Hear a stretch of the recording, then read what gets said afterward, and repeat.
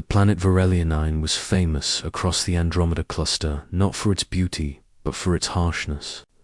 Crimson storms raged across its deserts, and the air shimmered with heat that could fry a human's nervous system within minutes. Most travelers avoided it, but Captain Elias Kane, a retired human explorer, had little choice. He had crash-landed here when his scout ship's engine gave out, leaving him stranded far from any interstellar highway, with only a limited supply of rations and water. Elias knew that survival would demand careful planning. He had been wandering near a dried riverbed for 2 days when he heard the sound soft laughter and splashing. Curiosity overtook caution as he approached the source. He saw them, 3 small creatures, no taller than a human child, with luminescent blue skin and enormous, expressive eyes. They were playing in a shallow pool of water that had collected in a rock basin, giggling in a language Elias couldn't understand. Their skin glistened under the harsh sunlight, and their laughter carried a sense of innocence so profound it made his chest ache. Elias hesitated. "You shouldn't be out here alone," he said softly, hoping they would understand. The creatures stopped and looked at him.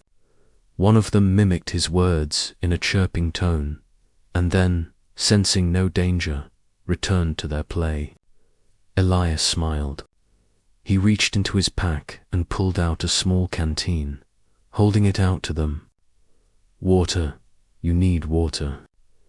The children squealed in delight and eagerly drank, their tiny hands gripping the canteen as if it were the most precious treasure in the universe. Elias chuckled, feeling an unexpected warmth. For a brief moment, he forgot the searing heat, the isolation, the hopelessness of his situation. He had given water something so simple, yet in this moment, it felt monumental. Then, a sound stopped him. Called a low, resonant growl that vibrated through the rocks. The children froze, looking toward the canyon entrance. Elias turned just in time to see a massive figure emerge from the shadows. She was enormous, towering over him at nearly 3 meters. With armor-like scales that shimmered like liquid steel, she exuded an aura of raw power. Her eyes, golden and unflinching, were fixed on Elias, and for a moment he felt like a mouse confronting a lion. "You gave my children water." Her voice rumbled, deep and commanding, yet threaded with an almost maternal tenderness. Elias froze, unsure whether to drop the canteen or bow in submission. I didn't know. You don't know anything about me, human," she interrupted. "And yet you dared to approach my young." Her eyes scanned him, and Elias could feel the weight of her scrutiny. She didn't just look at him. She seemed to measure the very fiber of his being. The children, meanwhile, huddled behind her massive legs, peeking at him with a mix of curiosity and relief. Elias took a deep breath. "I only wanted to help. They were thirsty. I meant no harm." For a moment, there was silence. Then, unexpectedly, she laughed a sound that was both terrifying and awe-inspiring. "You have courage, human. Or perhaps foolishness. Perhaps both."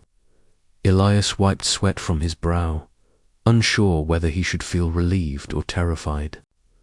I can leave. I'll go wherever you want me to. I don't want trouble." The alien woman stepped closer, each footfall sending tiny tremors through the ground. Elias noticed the intricate markings on her scales, symbols of rank and achievement, legends etched into her very being. "I am Lysera Von, guardian of the Crimson Expanse. Across galaxies, my name is spoken with fear and respect. Yet here you stand, giving water to my children without a second thought." Elias felt a flicker of pride. Despite her terrifying presence, she didn't strike him down. That meant something. He met her gaze steadily. I believe anyone deserves water. Anyone deserves a chance to live. Lysara's eyes widened slightly, and the faintest smile touched her lips. You are different from the humans I have heard of. Rarely do you act without expectation of reward or fear of punishment. The children, sensing a shift, began to crawl toward Elias cautiously, their trust in him slowly returning. Lysara's gaze softened ever so slightly, though the power she radiated was undiminished. Come, she commanded. You will stay with us. You have shown yourself worthy of our protection, for now. Elias blinked. Stay, but I don't belong here. I'm stranded. You belong wherever you choose to stand, with honor, Lysara said. You saved my children. That is a debt not measured in gold or weapons, but in spirit. Over the next few days, Elias learned more about Lysara and her clan. They were warriors, hunters, and defenders of countless star systems. Lysara herself had been a general in interstellar conflicts that had spanned decades. Her children, orphaned partially through the loss of their father in one of these wars, were the last of her line, precious and fiercely protected. Elias shared his water, food, and knowledge, helping them repair minor damages to their habitat caused by a recent sandstorm. In return, Lysara taught him survival skills, introduced him to alien flora and fauna, and showed him how her people thrived in conditions that would have killed a human in hours.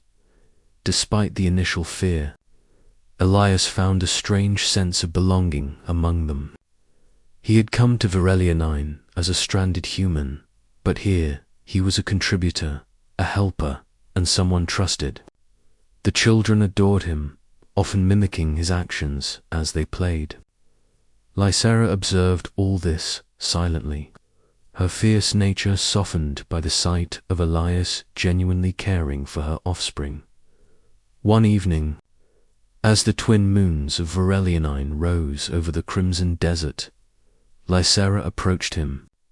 Human, she said softly, you have shown me something few can: compassion without weakness.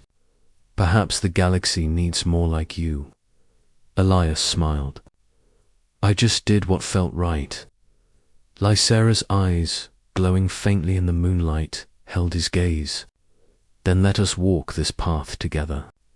You saved water for my children, and in doing so, you have saved yourself from a fate alone on this desolate world. Elias felt an unexpected warmth at her words. He had arrived here thinking he would survive or die alone. Yet he had found allies, friendship, and respect among beings far stronger than himself. He realized that sometimes even a small act of kindness could echo across the galaxy, transforming fear into trust and strangers into family. From that day onward, Elias Kane was no longer just a human stranded on a red desert planet. He became a friend of Lysara Vontha, fiercest woman in the galaxy and a protector of her children. And though his heart would always carry memories of Earth, he knew he had found a new home where courage and compassion could thrive against even the harshest of worlds. Asterisk.